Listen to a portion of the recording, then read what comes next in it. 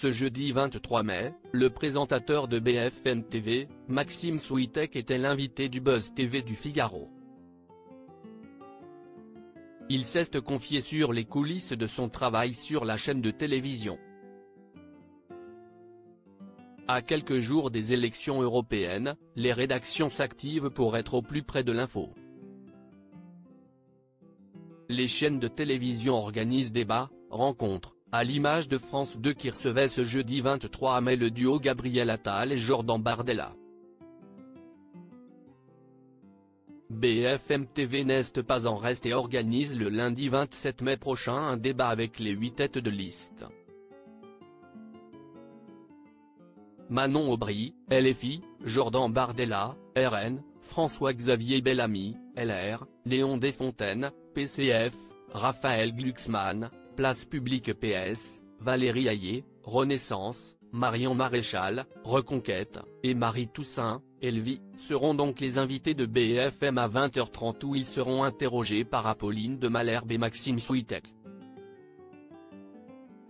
Un changement de look pas passé inaperçu. Invité sur le plateau du Buzz Télévision du Figaro, Maxime Souitek se voit poser une question: il y a eu un petit changement de look entre cet avou et BFM?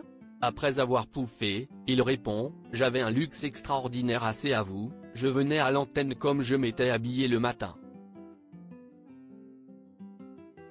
Alors qu'évidemment à BFM, la veste est obligatoire, dit-il avant d'ajouter: pour la cravate, il y a eu négociation avec Marc-Olivier Fogiel.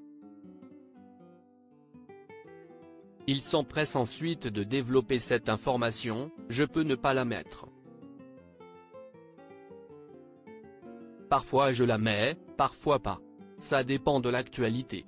Parfois, c'est cravate obligatoire. Une petite blessure sur le tournage de Fort Boyard ce jeudi 23 mai, Isabelle Morini-Bosc expliquait dans PAF s'être légèrement blessée au coude et au genou sur le tournage de Fort Boyard. Une expérience qu'elle partage avec Maxime Souitek.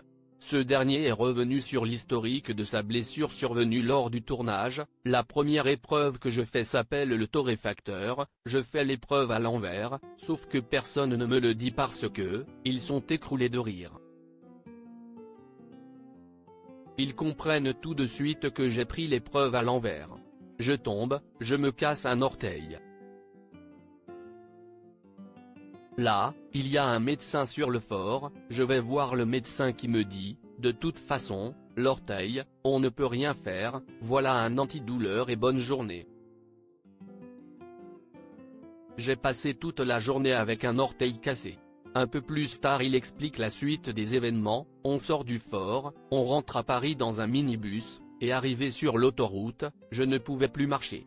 Depuis, le présentateur a guéri de sa blessure et se prépare pour la grande soirée de lundi durant laquelle les téléspectateurs le retrouveront, en cravate bien évidemment.